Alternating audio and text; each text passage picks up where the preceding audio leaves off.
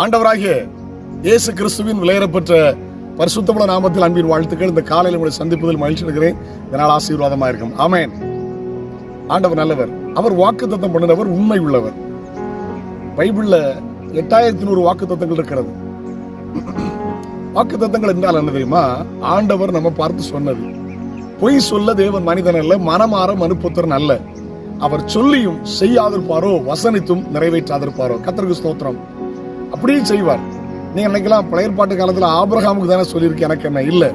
கலாத்தியர் 3:14 வாசிக்கிறோம்ல, ஆபிரகாமுக்கு உண்டான ஆசீர்வாதங்கள் கிறிஸ்து இயேசுவினால் நமக்குள் ஆம் என்றும் ஆமென் என்றும் இருக்கிறது.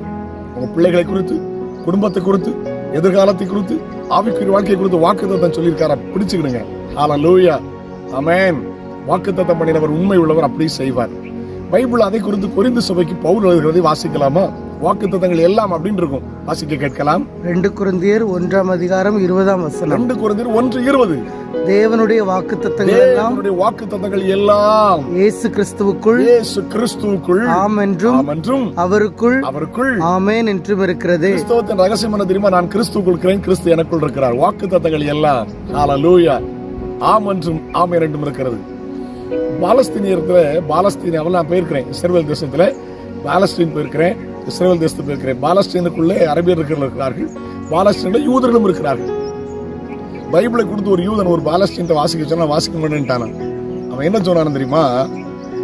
இந்த பைபிள்ல என்ன எழுதியிருக்குன்னா, இந்த தேசம் உங்களுக்குரிய எழுதியிருக்கிறது, என்னைக்குனாலும் இது உங்களுக்கு தான் சொந்தமாக, நான் ஏன் வாசிக்கணும்?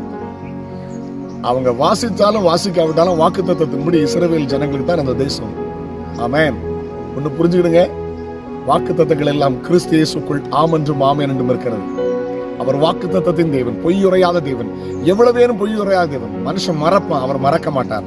அவர் சொன்னா செய்வார். வாக்குத்தத்தத்தை நம்புங்கள், வாக்குத்தத்தத்தை விசுவாசியுங்கள், வாக்குத்தத்தை அறிக்கையிடுங்கள், அபிவிருத்தி அடையுங்கள். ஹல்லேலூயா. வாக்குத்தத்தத்தை பிடிச்சிட்டு போங்க. ஆமென். Praise the Lord. வாக்குத்தத்தத்தை நம்புங்க, சோர்ந்து போக மாட்டீங்க. வாக்குத்தத்தத்தை நம்புங்க, பயப்பட மாட்டீங்க. வாக்குத்தத்தத்தை நம்புங்க, தைரியமா இருப்பீங்க. ஹல்லேலூயா. அவர் வாக்குத்தத்தத்தின் தேவன், அப்படி செய்வார். ஆமென். சொப்பனத்துல பேசலாம், தரிசனத்துல பேசலாம், பிரசங்கத்துல பேசலாம், பாடல் மூலம் பேசலாம், தீர்க்க தரிசனமா பேசலாம். எப்படி பேசினாலும் கர்த்தர் செய்வார். சொன்னதை கட்டாயம் செய்வார்.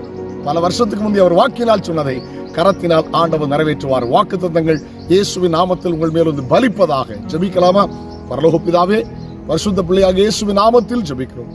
வாக்குத்தத்தங்கள் நிறைவேறலன்னு கவலைப்பட்டிருக்காங்களே, கிறிஸ்து இயேசுக்குள் இருந்து வாக்குத்தத்தங்களை சுதந்திரிக்க கிருபை தாரும். நன்மை கிருபை பிள்ளைகளை தொடரட்டும்.